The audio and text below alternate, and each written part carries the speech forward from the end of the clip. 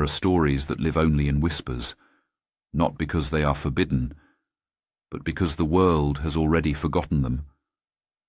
A name once spoken in a mother's breath, a shadow once cast across a child's bed, gone without violence or farewell. But the Chronicle, it does not forget. Tonight, it offers a page not inked by my hand, but one I remember all the same. A child who may have never been, and the mother who refused to let go. Listen closely, for even now, her name is slipping. Elowen Rusk lived in a modest townhouse on Wrenhill Street, where ivy clung to brick like old memories that refused to die. The vines had grown thick over the years, their tendrils worming between mortar gaps, slowly pulling the building apart, grain by grain. She insisted, fervently, desperately, that her daughter Mira had vanished, not run away, not abducted, but vanished, like smoke dissipating in still air. Her husband, Thomas, looked at her with the fatigue of the unconvinced, his eyes bloodshot from sleepless nights spent listening to her wander the halls. Dark circles had carved themselves permanently beneath his eyes, and his hands trembled when he thought she wasn't looking. "We have no daughter," he would say, his voice growing hoarser each time. "We never did. Please, Elowen. Please, stop this." But Elowen would walk upstairs every morning, her bare feet finding the same worn grooves in the floorboards, and sit on the edge of a child's bed that creaked under her weight with familiarity. The mattress bore the permanent impression of a small body that had once curled there nightly. The room smelled faintly of lavender and chalk, scents that seemed to seep from the very walls, growing stronger in the corners where shadows lingered longest. Dolls lined the shelves, dozens of them, hand-sewn and weathered by love, their button eyes following her movements with glassy attention. Some had loose threads hanging like tears. Others bore the stains of countless tea parties and whispered secrets. Drawings of trees and moonlit castles still clung to the wallpaper, their edges curling with moisture that had no source. The crayon marks seemed to shift slightly when she wasn't looking directly at them, the trees growing taller, the castle towers stretching toward a moon that appeared fuller each day. She'd speak to the silence, her voice cracking as she called her daughter's name, and wait for footsteps that never came, for a voice that existed only in the hollow spaces between her heartbeats. No one else remembered Mira. Not the neighbours, who claimed they'd lived on Wrenhill Street for 20 years and swore the Rusks had always been childless. Not her sister, who stared at Elowen with pity and fear whenever she mentioned a niece who had never existed. Not the priest who'd christened empty air, though he sometimes woke in cold sweats, remembering the weight of an infant in his arms and the echo of a name he couldn't quite recall. The birth records had no entry. Hospital files contained no trace. Her name was inked on nothing, no school rosters, no medical records, no photographs that hadn't already begun to fade. Nothing but the persistent ache in Elowen's chest and the way certain shadows in the house seemed child-shaped. It came to Elowen one night, after dreaming of a forest with mirrors instead of leaves. In the dream, she'd walked between the silvered trees, watching her reflection fragment and multiply, each surface showing her holding a different child, loving a different daughter who flickered and disappeared the moment she tried to focus. She awoke with wet cheeks and an ache in her chest that felt like ribs cracking, like something vital being torn away piece by piece. Her nightgown was damp with perspiration that smelled oddly of chalk dust and lavender. She checked under Mira's bed, a ritual she performed each night, though she could never remember why, and there, nestled in the hollow belly of a toy rabbit that hadn't been there the day before, was a single, yellowed page. The paper felt ancient between her fingers, brittle as autumn leaves, and it was warm to the touch, as if someone had just released it. It was handwritten, in a child's uneven scrawl that made her throat tighten with recognition. Once upon a time, there was a girl who everyone forgot. She lived in a mirror wood where reflections blinked before she did. The trees whispered her name, but every time they spoke it, the sound grew fainter. Each person who saw her forgot her a little more, like she was made of morning mist. Her mother tried to hold on to her, but mother's arms can't hold what the world refuses to remember, until only the trees remembered, and even they began to doubt. Signed at the bottom in careful, practiced letters. M. R. Elowen clutched it like a lifeline, the paper cutting into her palms as she gripped it too tightly. Blood spotted the edges, but instead of staining the page red, it turned pale blue, like ink running backward. She remembered reading it to Mira at bedtime, remembered the weight of her daughter's head against her shoulder as she spoke the words. But how could she have read something that never existed? How could she remember a voice asking, "Mama, what happens to the girl?" Does someone remember her in the end?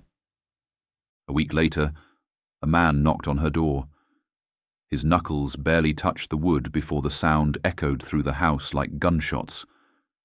Caleb Fenn, a memory archivist from Renmere Asylum, a man whose hair had gone prematurely white and whose hands shook as if he'd spent too many years handling other people's broken thoughts. He said he'd come not because of reports, but because of a recurring dream that had been growing stronger each night, stealing sleep and sanity in equal measure. Of a little girl who sat by his bedside in the asylum's white rooms, whispering stories in a voice like wind chimes. The dreams left him gasping awake, clutching sheets that smelled faintly of lavender. "I think I once treated her," he confessed, his voice barely above a whisper. His eyes darted around the room as if searching for something that kept slipping away.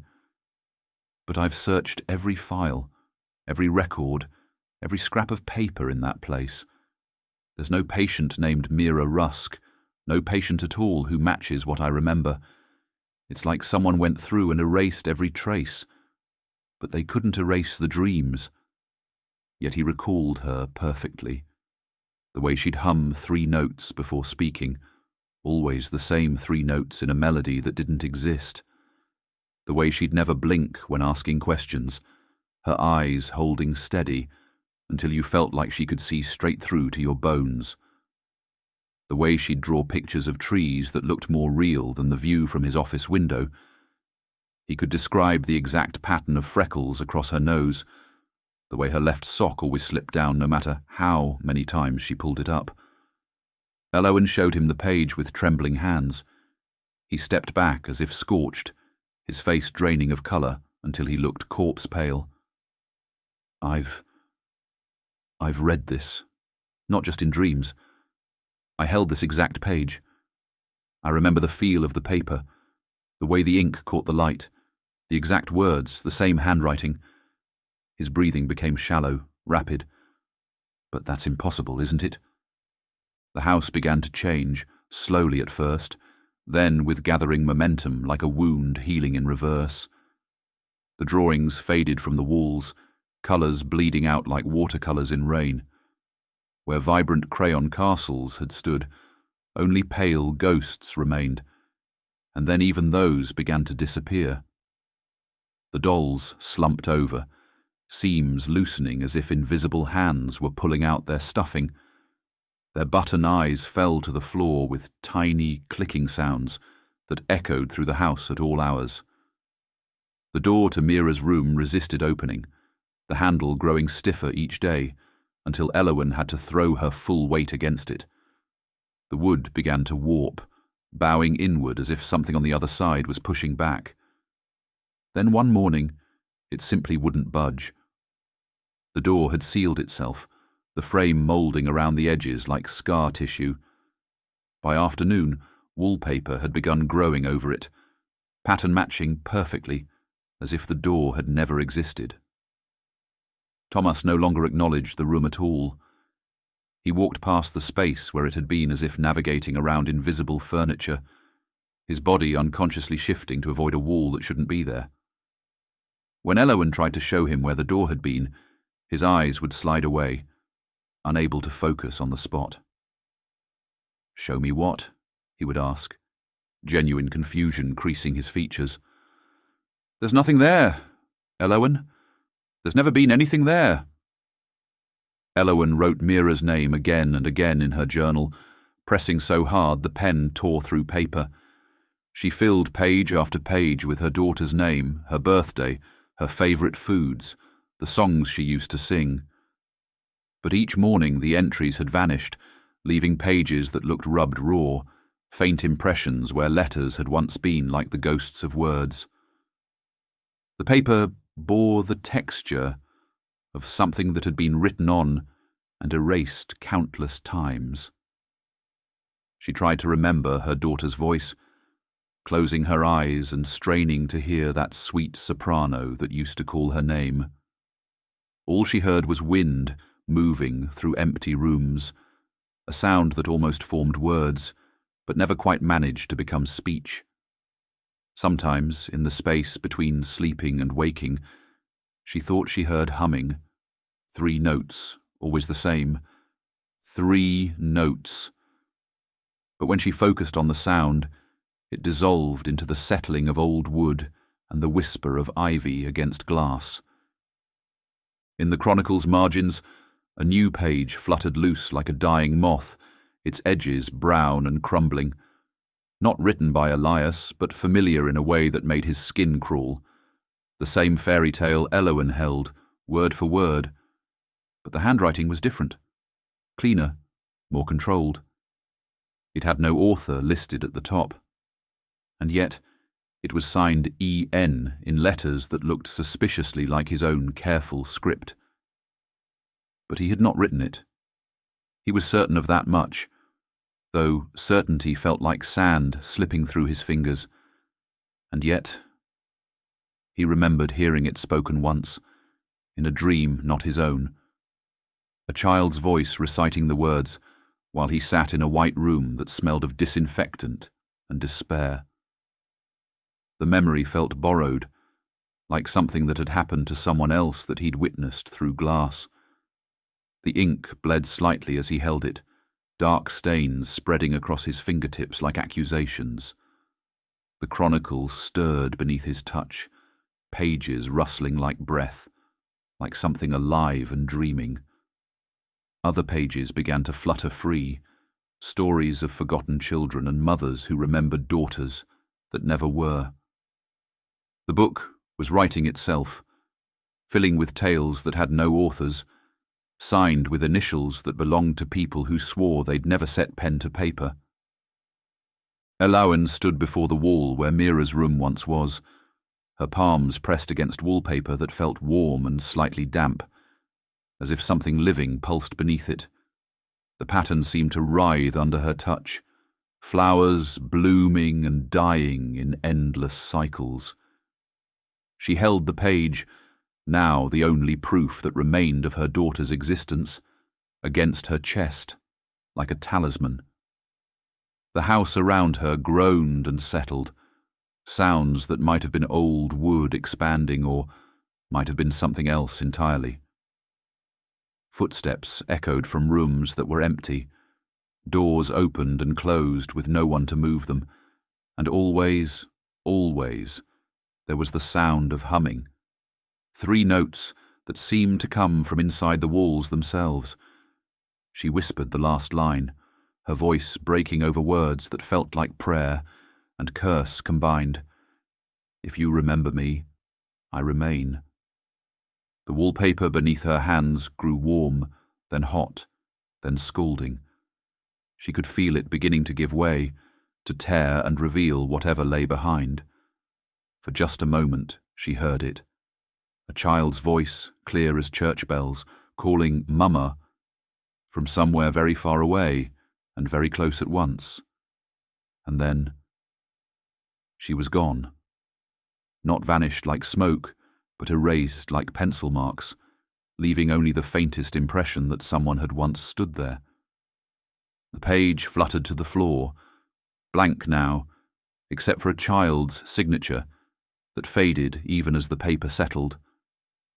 Caleb Fenn awoke screaming that night, his throat raw as if he'd been shouting for hours. In his hand was a torn page he didn't remember stealing, though his fingers were stained with ink that smelled of lavender and chalk. A new title had written itself at the top in letters that looked like his own hand, but felt like someone else's words. The Mother Who Dreamed a Daughter. Beneath it, in a child's careful script. Once upon a time there was a woman who everyone forgot. She lived in a house where memories went to die. Each day she faded a little more, until only the walls remembered her name. The page was signed M.R. And in the margin, in Caleb's own trembling handwriting, though he had no memory of writing it, some stories write themselves. Some stories write us. There are those the world will never mourn, not because they are unloved, but because the world was made to forget them. Some children are not born, but written. Some mothers are remembered only by their walls, but the Chronicle remembers.